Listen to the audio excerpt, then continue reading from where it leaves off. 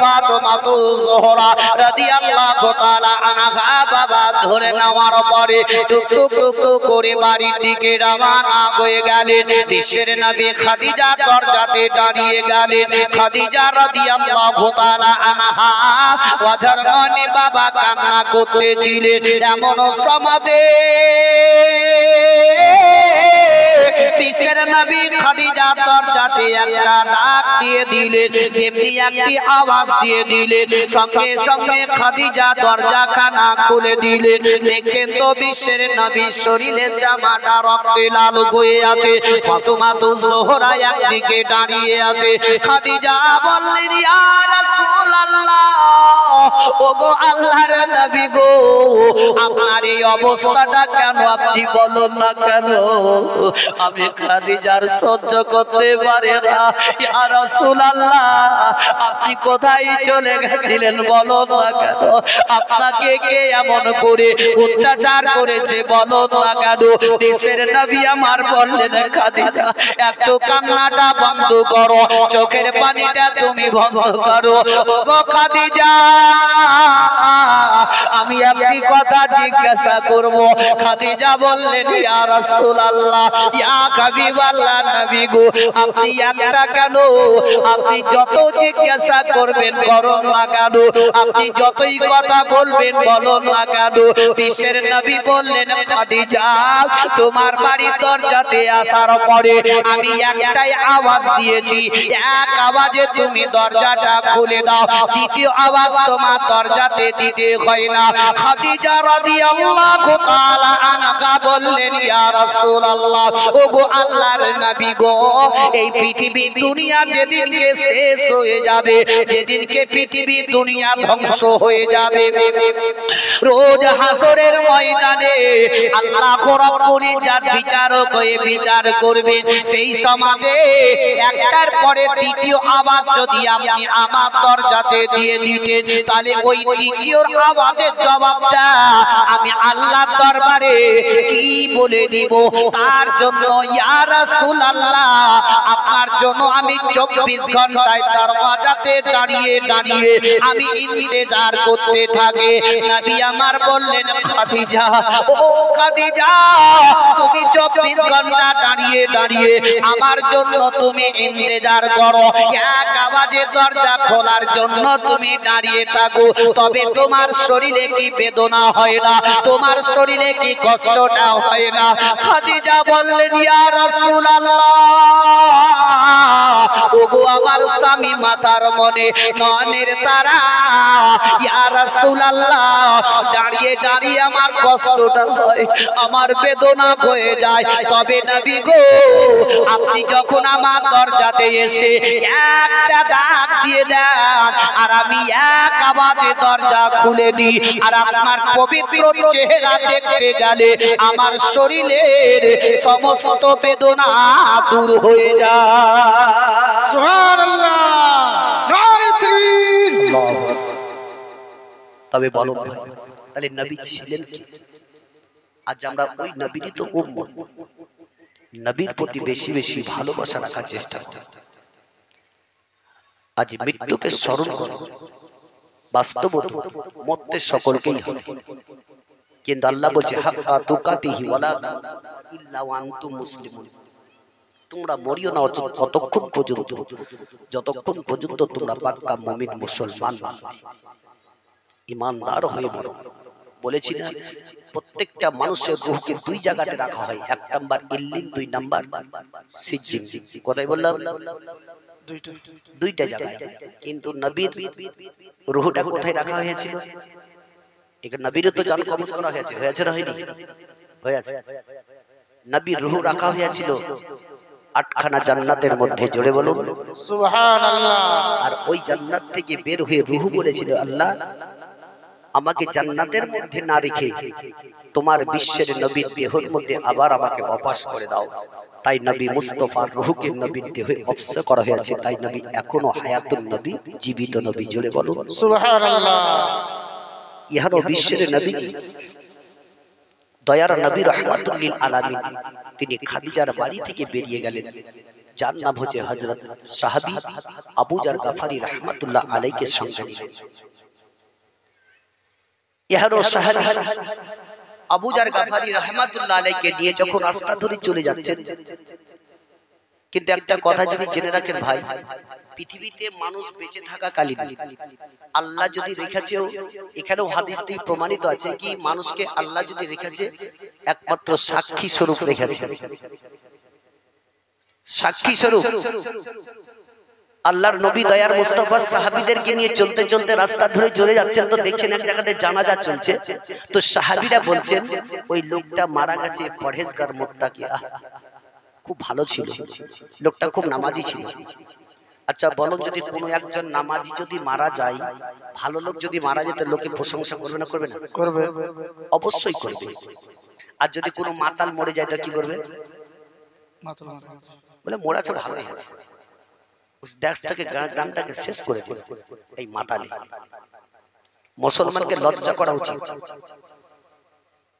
গত পরশু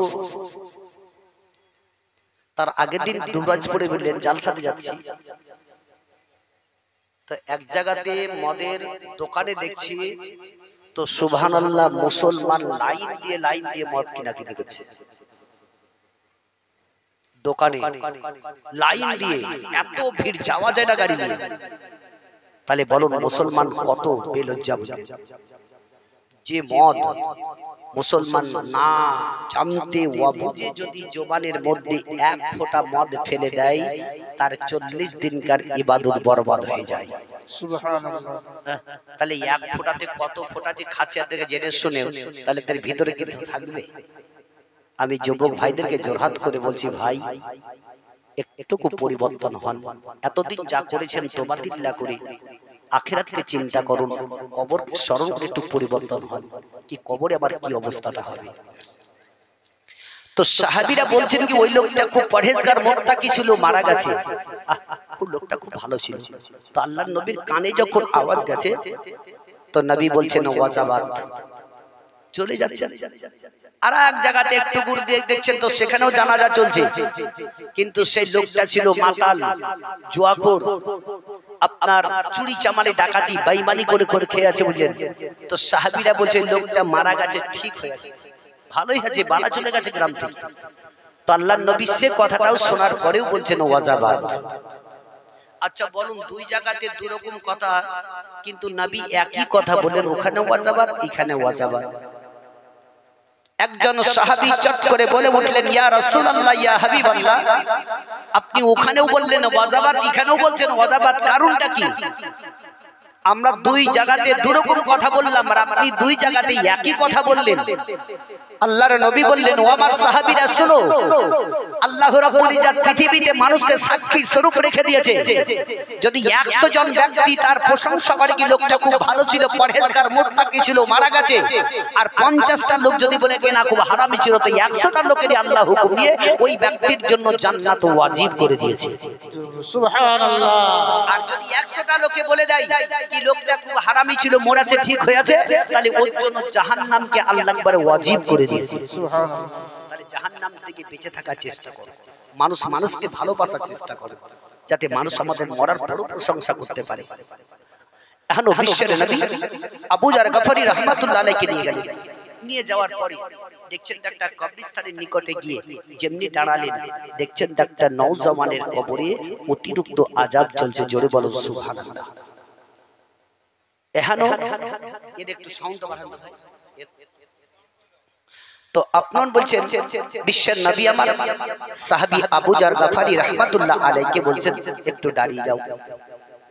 সাহাবী বললেন, ইয়া রাসূলুল্লাহ, ইয়া হাবিবাল্লাহ, নবী গো, আপনি এই কবরের নিকটে কেন আপনি দাঁড়াতে বললেন? বিশ্বের নবীজি আমার বললেন, সাহাবী শুনে নাও, এই কবরে অতিরিক্ত আযাব চলতেছে।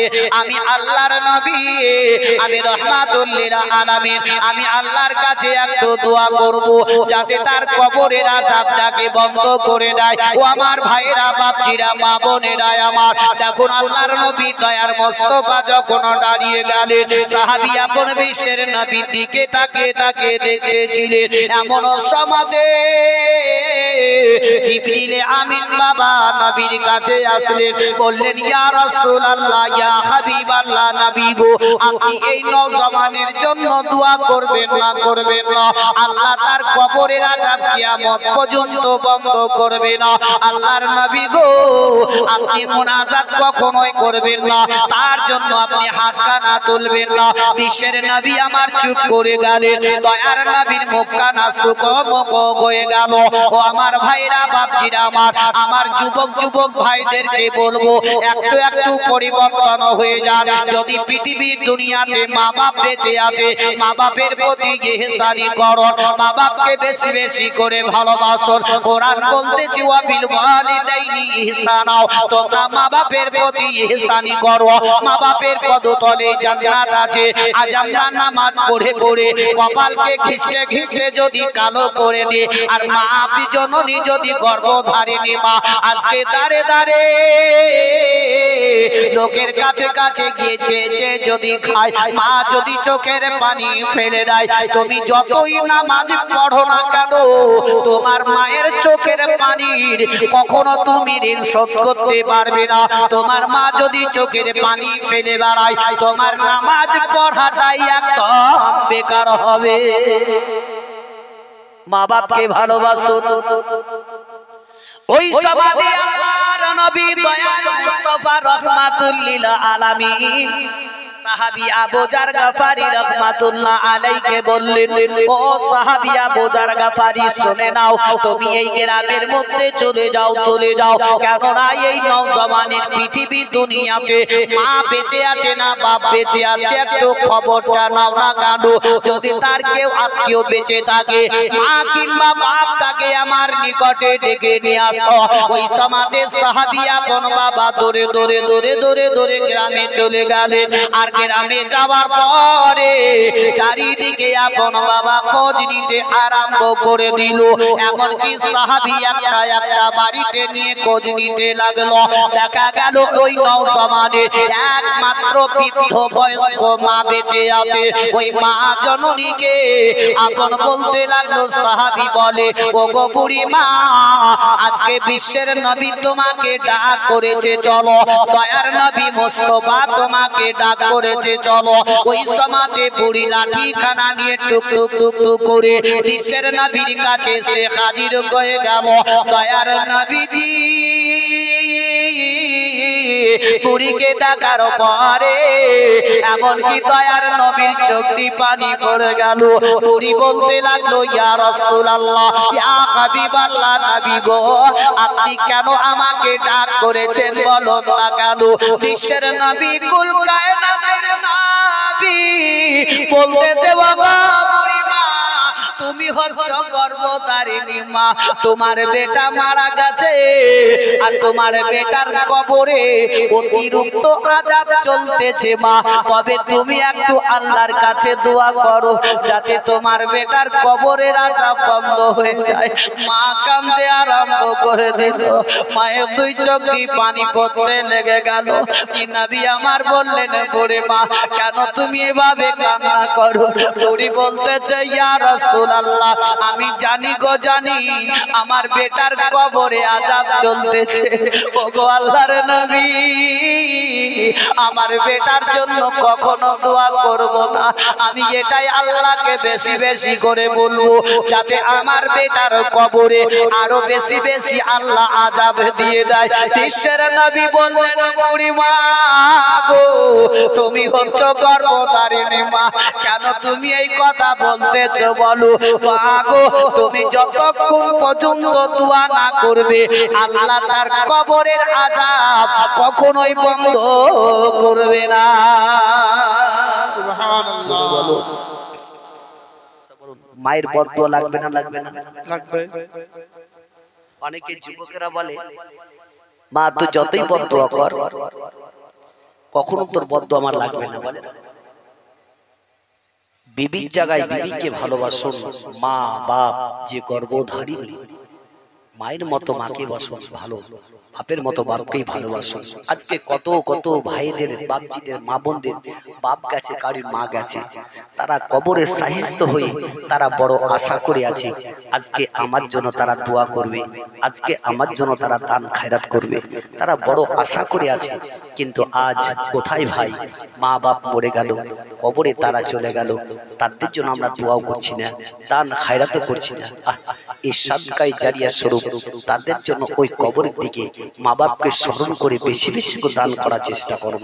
আল্লাহ রাব্বুল ইজ্জত দেখুন ওই বুড়ি বলতেছে, ইয়া রাসূলুল্লাহ আমি কখনোই দোয়া করব না যতক্ষণ পর্যন্ত নবী আমার বলছেন দোয়া তুমি না করবে, আল্লাহ তার কবরের আযাব কখনোই বন্ধ করবে না। জোরে বলো সুবহানাল্লাহ।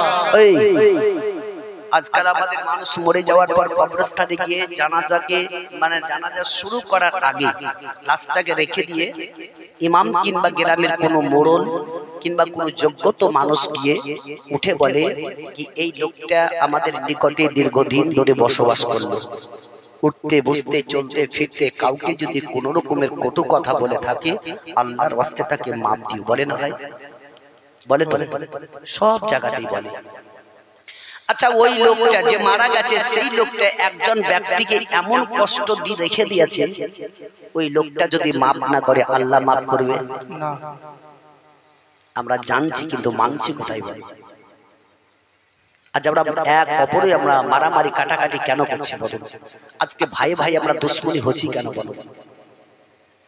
একটা কথা জেনে রাখবেন, যখনই বাড়িতে পরের মেয়ে যখন প্রবেশ করবে তখনই আপনাদের বাড়িতে ঝগড়া সুষ্ঠু হবে। কি হচ্ছে না, হয় না? ভাই ভাই মেল আছে ঠিক আছে, যেমন পরের মেয়ে ঢুকে গেল বাড়িতে তেমনি একটা ঝগড়া সৃষ্টি করলো। আর ঝগড়া সৃষ্টি যদি বলেন একমাত্র একদম আদি থেকে যদি দেখেন তো এই মেয়েদেরকে নিয়ে ঝগড়া আছে। ওই জন্য বলা হয় মেয়েরা তোমরা একটু বেশি বেশি করে পরিবর্তন হও, নামাজ রোজার দিকে বেশি বেশি গুরুত্ব দাও। তো আল্লাহর নবী দয়ার মুস্তাফা সাল্লাল্লাহু তাআলা আলাইহি ওয়াসাল্লাম বলছেন, বুড়িমা তবে কি তুমি দোয়া করবে না? বলছে, ইয়া রাসূলুল্লাহ আমি কখনোই তার জন্য দোয়া করব না। আল্লাহর নবী দয়ার মুস্তাফা সাল্লাল্লাহু তাআলা আলাইহি ওয়াসাল্লাম বললেন, ওগো বুড়িমা তবে এমন কি তোমার বেটা কষ্ট দিয়েছে কি তুমি তার জন্য দোয়া করবে না? বুড়ি ওঝর মনে কেঁদে কেঁদে বলে, ইয়া রাসূলুল্লাহ ইয়া হাবিবাল্লাহ নবী গো, আমার ওই কথাটা যখন মনে পড়ে যায় তখন আমার কলেজা কানা চুরচুর হয়ে যায়। ওগো আল্লাহর নবী আমি আর স্থির ভাবে থাকতে পারে নাই, আমি কখনো তার জন্য দোয়া করব না। নবী আমার বললেন, বুড়ি মা গো এমন কি তোমাকে কষ্ট দিয়েছে বলো কি তোমার বেটার জন্য তুমি দোয়া করবে না? বুড়ি বলল, ইয়া রাসূলুল্লাহ ইয়া হাবিবাল্লাহ নবী গো, আমার বেটা তার বিবির কথা মতো আমার প্রতি অত্যাচার শুরু করেছিল, আমাকে এত মার মেরেছিল গো আল্লাহর নবী গো, আমি ওই সমাধি আমার বেটার হাতখানা জোর করে বলেছিলাম, ওরে আমার কলেজার টুকরো বেটা আমি তোমার গর্ভধারিণী মা, আমার আর শরীরে মারবে না রে, আমি আর সহ্য করতে পারি না, বেটাই আমার ছেড়ে দে ইয়া রাসূলুল্লাহ, তবু আমার বেটা আমার মারতে জানেনি ইয়া রাসূলুল্লাহ ইয়া হাবিবাল্লাহ। আমি তার পা দুটো ধরে আমি কেঁদে কেঁদে বলেছিলাম, বেটা রে আমি তোর পা দুটো ধরে বলি আমি আর সহ্য করতে পারি নাই, আমাকে আর মারিস না রে বেটা, তবু আমার বেটা মারতে ছাড়ে নাই ইয়া রাসূলুল্লাহ। আমি কাউরির কাছে গিয়ে বিচার দিতে পারিনি, আমি আল্লাহর কাছে দুটো হাত তুলে আমি মুনাজাত করে বলেছিলাম, বলে আল্লাহ গো আমি আর সহ্য করতে পারি নাই, আল্লাহ তুমি আমার বেটার মৃত্যু নাও, আল্লাহ তুমি আমার বেটার মৃত্যু নিয়ে নাও। ওগো আল্লাহর নবী আমি যখন দুই হাত তুলে দোয়া করেছিলাম আল্লাহ আমার বেটার মৃত্যু নিয়ে নিল। আমি দেখলাম আল্লাহ আমার দোয়া কবুল করেছে, আমার বেটার মৃত্যু হয়ে গেছে। আমি দ্বিতীয়বারে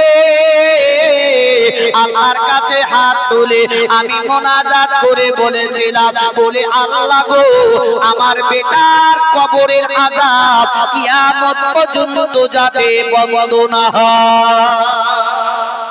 সুবহানাল্লাহ।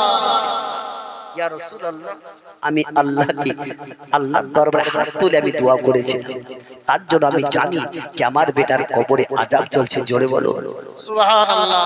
জোরে বলো সুবহানাল্লাহ। মাইক বলে একটু কম করুন, নিচে বলে একটু জোরে বলো। জোরে বলো। এইরকম আওয়াজ হলে ভালো লাগবে।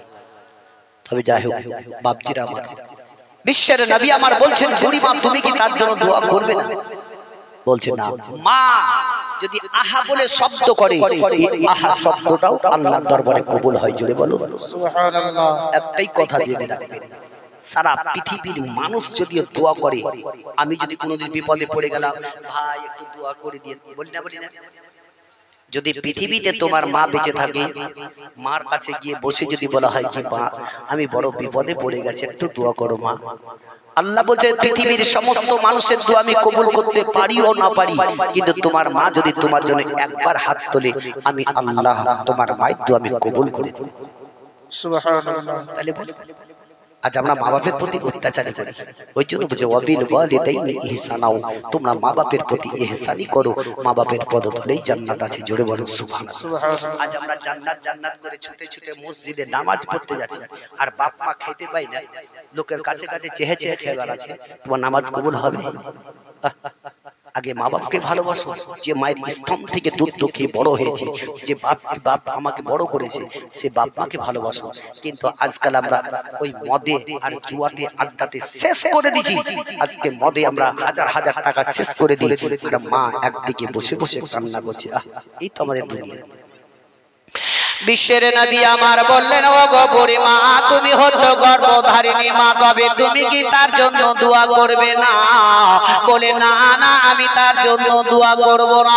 নবী আমার বললেন, বিশ্বের নবী কুল কায়নাতের নবী বললেন, এখনো কিতাবের মধ্যে এটাও লেখা আছে, আল্লাহর নবী বললেন যদি কোনো মেয়ে মানুষ বাচ্চা প্রসব করতে গিয়ে ইন্তেকাল করে, আল্লাহ ওই মেয়েটিকে শহীদের দরজা দিয়ে দিবে। জোরে বলো আল্লাহ আল্লাহ। দয়ার নবী মুস্তাফা আমার বললেন, তবে ভাইরা আমার বাপজিরা দেখবেন কত কত মেয়েরা পরহেজগার মুত্তাকি আছে, যারা বাচ্চা প্রসবের জন্য শ্বশুর বাড়ি থেকে বাপের বাড়ি যায়, তখন ওই মেয়েটি দেখবেন শ্বশুর শাশুড়ির কাছে, পাড়া পড়শির মা বোনদের কাছে কাছে গিয়ে আপন কেঁদে কেঁদে ক্ষমা চেয়ে নেয়, কেঁদে কেঁদে তাদের কাছ থেকে মাপ চেয়ে নেয়। কেননা কি আমি যাচ্ছি বাপের বাড়ি, বাচ্চা প্রসব করতে গিয়ে কত মেয়েরা মারা যায়, যদি আমারও মৃত্যু হয় গো, যদি ভুল করে থাকি তোমরা আমাকে মাফ করে দাও। তারা যদি পরহেজগার মেয়ে হয়, তারা দেখবেন সেইভাবে মাপটা নিয়ে চলে যায়। আর যারা রূপের গরমে মরে, যাদের রূপ চেহারা সুন্দর আল্লাহ দিয়েছে, এরা রূপ অহংকারে করে মরে, বাচ্চা প্রসবের জন্য শ্বশুর বাড়ি থেকে বাপের বাড়ি যখন যাবে, দেখবেন না যাবে শ্বশুর কাছে, না যাবে শাশুড়ির কাছে, না পাড়া পড়শির কাছে মাপ চাইবে, নিজের রূপ গরমেই বাবা চলতে থাকবে। তোমার ওই রূপ থাকবে না, মাটির দেহ মাটিতেই যাবে, একদিন না একদিন তোমার রূপ শেষ হয়ে যাবে। ও আমার মা বোনেরা, রূপের অহংকার কোনোদিন দেখাবে না, রূপের গরম কখনো দেখাবে না, ওই রূপ তোমার কোনোদিন থাকবে না। বিশ্বের নবী বললেন, বুড়ি মা গো, ও গো আমার গর্ভধারিণী মা, তবে তুমি কি দোয়া করবে না? বলে না না। আমার ওই কথা মনে পড়লে কলেজা চুর চুর হয়ে যায়। বিশ্বের নবী আমার ওই জায়গাতে একটি মজেদা দেখিয়ে দিলেন। বিশ্বের নবী বুড়ির হাত থেকে এক লাঠিখানা নেওয়ার পরে বুড়িকে বললেন, বুড়ি মা ওই লাঠিটা হাতে দিয়ে দাও। নবী আমার লাঠিটা নেওয়ার পরে তার বেটার কবরে একদিকে চড়িয়ে দিলেন, আর একটা দিকে বুড়ির কানে লাগিয়ে দেওয়ার পরে বুড়িকে বলতে লাগলেন, চলে যাও চলে যাও, তোমার বেটার জন্য দোয়া করতে হবে না। যেমনি বুড়ি চলে যাবে ওই সমাজে তার ছেলের কবর থেকে আওয়াজ আসতে লাগিল, বলে ও গো গর্ভধারিণী মা, মা গো আমি বড় ভুল করেছি মা, তুমি আমাকে মাফ করে দাও মা। তুমি যতক্ষণ পর্যন্ত মাফ না করবে আল্লাহ আমার কবরের আযাব বন্ধ করবে না। ওগো মা তুমি আমাকে ক্ষমা করে দাও। যেমনি মা শব্দটা তার মায়ের কানে চলে গেল, সঙ্গে সঙ্গে লাঠি কানা ফেলে দিয়ে বিশ্বের নবীর কাছে বলে, ইয়া রাসূলুল্লাহ, ইয়া হাবিবাল্লাহ, নবী গো আমার বেটা বহুত দিন থেকে আমাকে মা বলে ডাকেনি ইয়া রাসূলুল্লাহ, তবে আজকে আমি কবরের ভিতর থেকে আমার ছেলে আমাকে মা বলে ডেকেছে, আর মা বলল যেমনি, আর আমার কানে আওয়াজ চলে এসেছে, আর কানে আওয়াজ আসা মাত্রই আমার ভিতরকার বেদনা সব একদম দূর হয়ে গেছে। ও যে মা শব্দ শোনা মাত্রই আমার ভিতরকার বেদনা সব দূর হয়ে গেছে। আমার ছেলের জন্য আমি আল্লাহর কাছে দোয়া করব। তাই আমি বলবো ভাইরা, যুবকেরা, আমি জোরহাত করে বলবো, যদি কেউ মা বাপকে প্রতি অত্যাচার করে ঠিক আছেন, সকাল বেলায় গিয়ে মার কাছে বসে বলবে, মা আমি তুমি হচ্ছে আমার গর্ভধারিণী মা, তোমার কলেজার টুকরো মা, তুমি আমাকে মাফ করে দাও। মা বলে যখন ডাকবে তখনই মা সব ভুলে যাবে। যাবে না? যাবে না? কিন্তু আজকাল মা বাপকে আমরা কতই ভালোবাসি, মা বাপ যখন মরে যাচ্ছে বুঝলেন, তখন লোককে দেখাবার খাতিরে বড় বড় গরু কিনে আমরা চালিশা করি না খানা করে লোককে খাওয়াচ্ছি, লোককে দেখাচ্ছি, আর বেঁচে থাকা মাত্রই খেতে দিল ঠিকভাবে। সাইরে বলে, মাই যে আমার ছেড়ে গেল জনমেলা গিয়া আর কারে ডাকিব, আর কারে ডাকিব মাগো মা বলিয়া, মাই যে আমার ছেড়ে গেল জনমেলা গিয়া আর কারে ডাকিব, কে হায় হায় রে খিদে না পাইয়া মাই যে আমায় ছেড়ে গেল, একেবারে নাম খুলিয়া আমারে বলিল, মনের কথা মনে রেখে রাখিল যে চাপায়া, কারে ডাকিব আর কারে ডাকিব মাগো এ মা বলিয়া, মাই যে আমার ছেড়ে গেল জনমে লাগিয়া কারে ডাকিব, কে গায় হাই রে মাই যে আমার কত আপন বুঝাই কি করিয়া, কামদে পরানা আকুল হইয়া মায়ের লাগিয়া, সেই মায়ের বলিয়া গিয়া কেমন বাঁচিব, কারে ডাকিব আর কারে ডাকিব এ মা বলিয়া, মাই যে আমার ছেড়ে গেল জনমে লাগিয়া আর কারে ডাকিব। বিশ্বের নবী বুড়ির মুখের দিকে তাকিয়ে আছে। ওই সমাজে বুড়ি আমার মা গর্ভধারিণী মা দোয়া করতে লাগলো, বলে আল্লাহ গো আমি জানি গো জানি আল্লাহ আমার দোয়া সেই দিন কবুল করে আমার বেটার মৃত্যু দিয়েছিলে আল্লাহ, তবে এখন তোমার দরবারে হাত তুলে বলি আল্লাহ তুমি আমার বেটার কবরের আযাব বন্ধ করে দাও। মা যখন দোয়া করলো সঙ্গে সঙ্গে আযাব বন্ধ হয়ে গেল। এদিকে বিশ্বের নবীর মুখে মুস্কুরাহাত চলে এলো।